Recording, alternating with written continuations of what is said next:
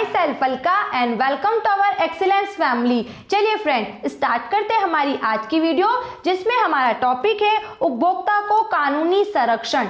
मतलब कि आज उपभोक्ता का अनेक बातों को लेकर शोषण होता है, जैसे मिलावटी वस्तु को लेकर, कम नापतोल की वस्तु को लेकर, इन जो बातों से शोषण होता है, तो इन सब बातों के लिए कानून द्वारा उन्हें किस प्रकार का संरक्षण दिया जा रहा है, वो अधिनियम आज की वीडियो में हम जानेंगे। ठीक है फ्रेंड्स, तो देखो क्या लिखा है। भारत के कानूनी ढांचे में ऐसे कई कानून हैं जो उपभोक्ता को संरक्षण प्रदान करते हैं, मतलब सुरक्षा प्रदान करते हैं। सूचना का अधिकार अधिनियम 2005 के खंड 4 के अनुसार सभी नागरिकों को यथासंभव आवश्यक सूचनाएं उपलब्ध करवाना अनिवार्य है। ऐसे नियमों की व्याख्या इस प्रकार है। अब हम जानेंगे कौन कौन से अधिनियम उपभोक्ता को सुरक्षा देते हैं और किन किन बातों से। ठीक है, पहला है उपभोक्ता संरक्षण अधिनियम 1986। उपभोक्ता संरक्षण अधिनियम 1986 उपभोक्ता के हितों की सुरक्षा करता है एवं उनका प्रवर्तन करता है। यह अधिनियम उपभोक्ता को दोषपूर्ण वस्तुओं, घटिया स्तर की सेवाओं, अनुचित व्यापार क्रियाओं तथा अन्य प्रकार के शोषण के विरुद्ध सुरक्षा प्रदान करता है। इस अधिनियम के अंतर्गत 3 स्तरीय तंत्र की स्थापना का प्रावधान है, जिसमें जिला फोरम, राज्य कमीशन एवं राष्ट्रीय कमीशन सम्मिलित है। जिसे कमीशन, जो ये राष्ट्रीय कमीशन है, इससे हम क्या बोल सकते हैं, केंद्रीय स्तर भी बोल सकते हैं, जिला स्तर, राज्य स्तर और केंद्रीय स्तर भी। ठीक है, इसमें प्रत्येक जिला, राज्य एवं सर्वोच्च स्तर पर उपभोक्ता संरक्षण परिषदों के गठन का प्रावधान है। पहला अधिनियम है उपभोक्ता संरक्षण अधिनियम 1986, जो उपभोक्ता को संरक्षण प्रदान करता है व्यापारी के शोषण से। ठीक है, सेकंड अधिनियम है प्रसंविदा अधिनियम 1982।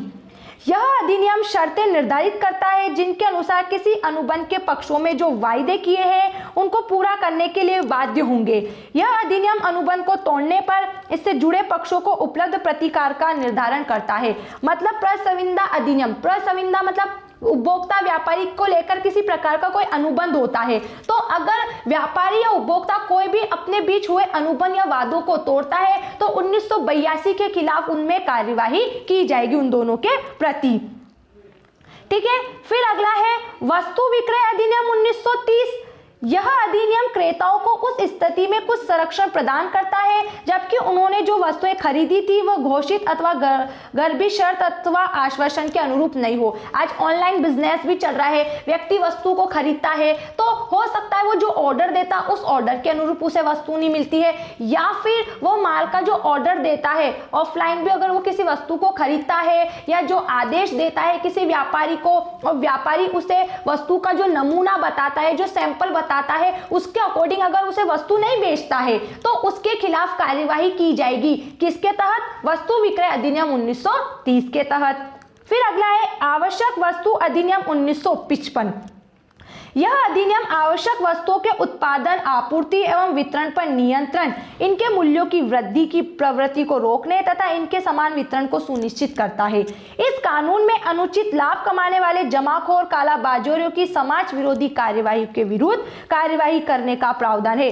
आवश्यक वस्तु अधिनियम, आवश्यकता से अधिक वस्तु लेना और उसको कालाबाजारी के तहत बेचना, इसके खिलाफ कार्यवाही की जाती है 1955 आवश्यक वस्तु अधिनियम के अंतर्गत। फिर अगला है कृषि उत्पादन श्रेणीकरण एवं चिन्हांकन अधिनियम 1937। यह अधिनियम कृषि उत्पादों एवं पशुओं के लिए उत्पादों की श्रेणी के मानक निर्धारित करता है। यह मानकों के उपयोग को शासित करने के लिए शर्तें तय करता है तथा कृषि उत्पादों के श्रेणीकरण, चिन्हांकन, पैकिंग के लिए प्रक्रिया भी तय करता है। इस अधिनियम के अंतर्गत जो गुणवत्ता का चिन्ह निर्धारित किया गया है उसे एगमा कहते हैं, जो कि कृषि विपणन का एक संक्षिप्त नाम है। कृषि उत्पाद के संबंध में कौन सा अधिनियम है? 1937 कि कृषि पदार्थ, कृषि खेती करने के लिए आप जिन जैविक पदार्थों का, रासायनिक पदार्थों का उपयोग कर रहे हो तो वो किसी भी प्रकार से पर्यावरण को नुकसान न पहुंचाए, इसके लिए जो चिन्ह प्रदान किए गए हैं उन चिन्ह के तहत आपको वस्तु खरीदना है और उन चिन्हों का उपयोग करके ही वस्तु को बेचना है। अगर इस तरीके से काम नहीं होता है तो 1937 के प्रावधान के अनुरूप आपके खिलाफ कार्यवाही की जाएगी।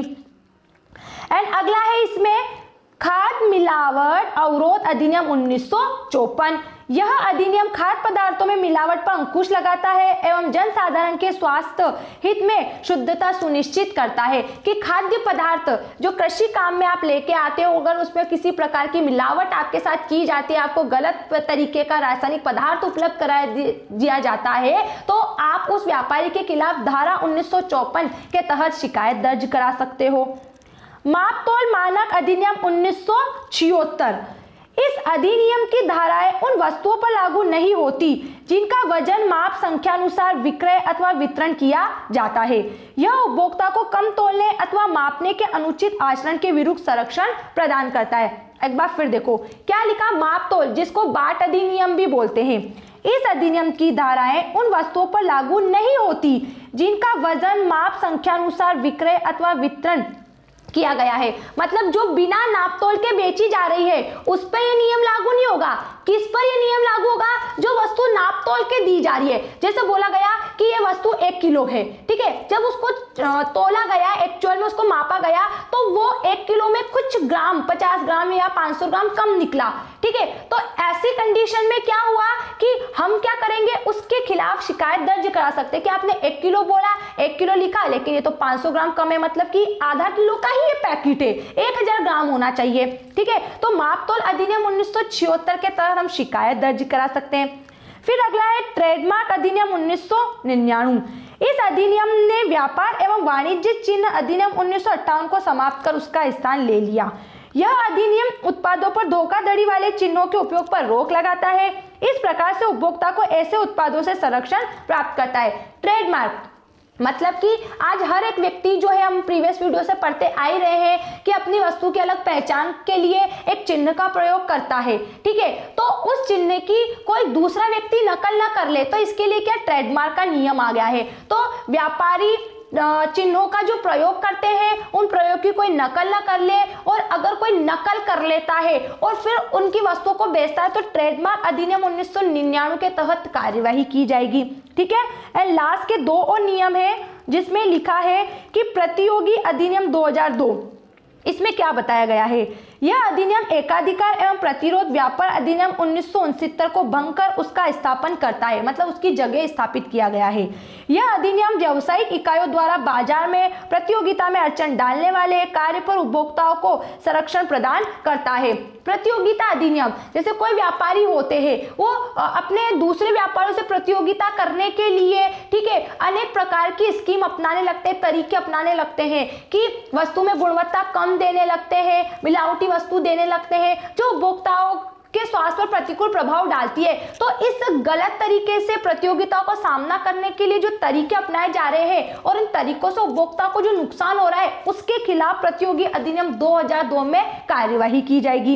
एंड लास्ट का पॉइंट लिखा है इसमें, लास्ट का हमारा अधिनियम है भारतीय मानक ब्यूरो अधिनियम 1986। इसमें क्या बताया गया है, भारतीय मानक ब्यूरो की स्थापना इस अधिनियम के अंतर्गत की गई। ब्यूरो की 2 मुख्य क्रिया है, वस्तुओं के लिए गुणवत्ता मानक निश्चित करना एवं BIS प्रमाणीकरण योजना के माध्यम से उनका प्रमाणीकरण करना। BIS bureau of Indian standard के तहत वस्तु का प्रमाणीकरण करना, ठीक है। फिर आगे लिखा है, निर्माता अपने उत्पादों पर ISI चिन्ह तभी प्रयोग कर सकते हैं जबकि सुनिश्चित कर लिया जाए कि वस्तुएं निर्धारित गुणवत्ता के मानकों के अनुरूप है।